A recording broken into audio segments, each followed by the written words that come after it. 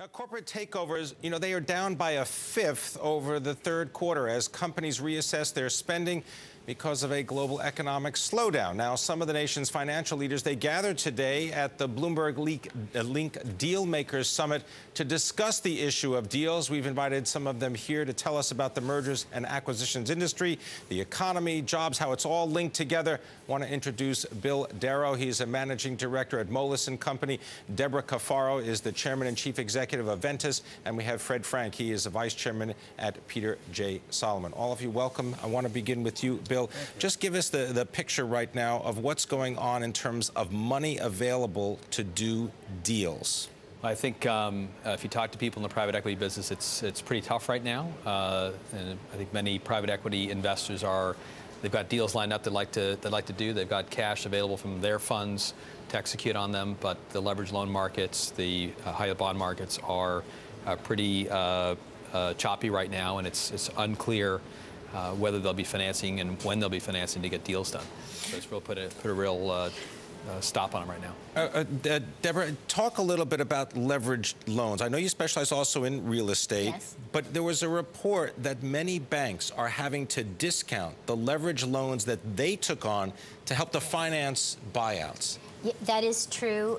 Banks can't sell for par the kind of leverage loans that they made. But I would say, Ventus is a public company, a very large investment-grade company, and I think this is a period of time where we really have an advantage in making acquisitions because banks are still eager to make loans to investment-grade rated companies. The bond market is still available and attractive to allow us to borrow to make deals, and we obviously have a public currency that we can use to make acquisitions. So for us, this time is a better M&A time as an acquirer, and we've acquired 7 companies over the last 7 years. It's a better time for us than it was in the 05, 06, 07 period when private equity really ruled the day with very high loan-to-value financed acquisitions in real estate. Fred Frank, come in on the topic of acquisitions, particularly when it comes to the healthcare industry. I mean, you've written that they've got to acquire companies in order to grow. Will they do it? Will they spend the money? They are. And it comes into different kind of buckets. You have, for example, Sanofi Aventis, the largest French drug company, acquiring one of our leading biotechnology companies, Genzyme in Boston, for $21 billion. No problem financing that whatsoever because they both independently had very strong balance sheets. That's one side of the equation. The other more challenging side are the smaller to mid-sized biotech companies who need to access fresh capital, and this market's very constrained for them to do that. Going back a step, why do they need so much capital? Because to develop a pharmaceutical product or a biotech product, it takes 12 to 15 years. So you're losing money for 12 to 15 years, and big time. The average pharmaceutical product to get approved today is about $1.3 billion. Well, they can't access that kind of capital.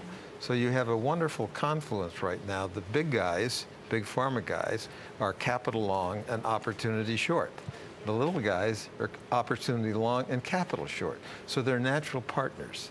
And they don't use as much capital for acquisitions as you might suspect. Let's go back, for example, to Sanofi. When Chris Viehbacher, the new CEO, took over 3 years ago now, he acquired a biotech company. I was on that side of the fence, and it was $75 million. Headlines read $590 million deal. How much of it was stock? None. But it was $75 million up front, and the other payments are based on the clinical trials. So it'll be over milestone payments. Milestone payments. It'll be a 4-year period before they actually pay it out. So you read a big number, but it's not really that big a number in cash up front. Bill Darrow, Fred was just mentioning this idea of access to capital, particularly if you're a small and mid-sized biotech or healthcare company. What's the exit for private equity companies right now? Are the public markets receptive? It's a tough exit right now as well. You see a lot of IPOs that are lined up and waiting to go out the door that are not anywhere close to going out the door. The panel we talked about earlier today, really people are moving away from risk right now, and people are fearful. And when people are fearful, they try to go to more safe investments. It's benefiting you very much that people will go to investment-grade deals. Yes. But across the board, especially in smaller and middle-sized companies that don't have a track record, it's going to be harder for them to access debt capital, harder for them to access equity capital, whether that's public, initial public offerings or follow-on offerings. And Deborah, this means that you have a little bit less competition now, I would imagine. Yes, and I would very much agree. I mean, we've made $11 billion of acquisitions in this year. And one of the theses of those acquisitions was portfolio diversification, but also size and scale, because we weren't a believer that the world was all rosy again, and I think events have proven that to be correct, unfortunately. But I did believe that access to capital was very important, particularly for real estate investment trusts who pay a dividend every year. You have to have constant access to capital, and I believe that both debt and equity capital markets would look more favorably on a lot of size and scale. And so now Ventas is 20+ billion, and that has served us well in these times, and I think we'll continue to do so as the world is an uncertain and fragile place, I would say. All right, we'll talk more about it. We've got more with Deborah Cafaro of Ventas, more with Bill Darrow of Moelis & Company, more with Fred Frank of Peter J. Solomon.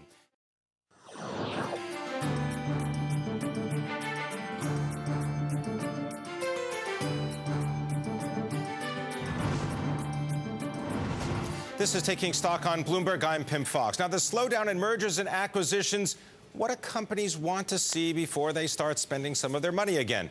We've got a Taking Stock think tank, Bill Darrow. He is a managing director, Moelis & Company, Deborah Cafaro, chairman and chief executive, Ventas, and Fred Frank, vice chairman at Peter J. Solomon. Deborah, so what's it going to take to get companies to start spending again? Your company has started spending again. You've got currency. We do. And particularly real estate investment trusts, the publicly traded ones, they seem to have taken advantage of the downturn in 2009, 2010. Yes. They went to the public markets. They raised money. Yes. I mean, one of the greatest, real estate's really divided into public and private, with the real estate investment trust representing about 10% of the market. And if you ever wanted to see the value of liquidity and access to public capital markets, you could see it in 2008 and 2009. And that's why the REITs really were able to ride through also a lower leverage model than private real estate. So we were able to come out of the downturn in a relatively strong position as an industry, and in our case then tried to use that strength to start to acquire companies as I described. Bill Darrow, when you talk about how the initial public offering market is basically shut down for many companies, is there a premium being placed on companies that produce great amounts of cash flow, that have some liquidity to their business? Because if you can't access public financing, how do you exit a deal?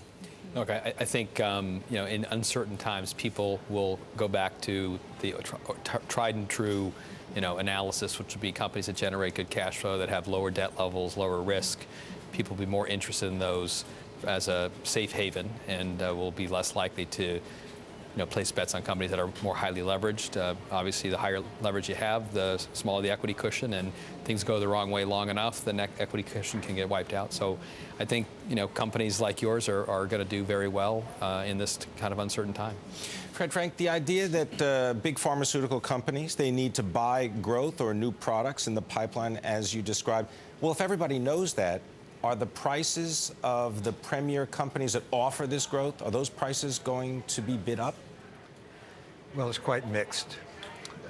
You have some middle-sized biotech companies, for example, that have real revenues and real earnings, a la Genzyme.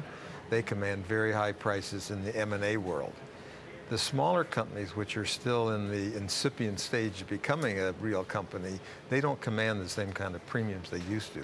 But we have a very interesting anomaly. The private companies in the M&A world in biotech get much higher values than the public companies. Why is that? Yeah. Okay. Well, let's assume a biotech company goes public at $12 a share, and things happen and it's now selling at $4. They would like to get $12, but they're not going to get $12. They may get $6 or $7.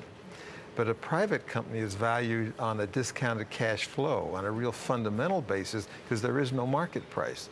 So they're commanding much higher values than the public companies. It's a very interesting phenomenon. Bill Darrow, are you finding that private equity firms are having to readjust how they allocate capital? Because they've got money to spend, but they've got a ticking clock, right? I mean, they've got to give it back to their investors or do something with it. I think as a restructuring guy, I'm getting phone calls again from the private equity firms saying, what do you have for me? Whereas 3, 4, 5 months ago, they were all busy doing what I'd call happy deals. So, they're going to be looking at what's a happy deal? A happy deal would be deals that Fred would be involved in, where it's not in distress. It's at higher multiples and higher leverage multiples, and people like restructuring guys aren't being invited into the room. I think the opposite of that, it will be restructurings where there is some level of distress. It could be companies on the verge of bankruptcy, liquidity issues, or just valuation problems. They're off from their peaks and expectations have not been met. Those are the kinds of things that private equity firms will be looking at. They may not be able to buy the whole company. Maybe they could buy some of the equity from a large shareholder, or they'll buy 40 or 50% from the public as a way to get in, step into a capital structure that already exists because they can't get financing. Or, as some of the private equity firms have been talking to me lately, as the credit markets have come in a little bit, debt prices are down, bonds are down, loans are down. It's an opportunity to buy back your debt in the open market, capture some discount that way. So I think you'll see a lot of private equity firms looking at doing that, where their credit agreements allow them to do that. Deborah, does this highlight the notion that we live in almost two economies? One where interest rates are very low because of what the Federal Reserve is doing, and then there's the rest of the economy, and that's the one you and your compatriots inhabit. Well, in real estate, there definitely is a have and have not discrepancy, and there's no doubt about it. I can't talk about the rest of the economy, but I would say that there are still, some players, many public companies, but also the Blackstones and so on, who still are strong and really can take advantage of people who are in distress or who can't go public or what have you. And we still have a public-private positive arbitrage, which is opposite of what Fred was saying, where the public companies can use a higher multiple to acquire a private company at a lower multiple and create value for our own shareholders. And that's a very attractive M&A landscape for us. I want to thank you all very much. Deborah Cafaro. Thank you. I want to thank you very much. Bill Darrow, Fred Frank. Thanks very much.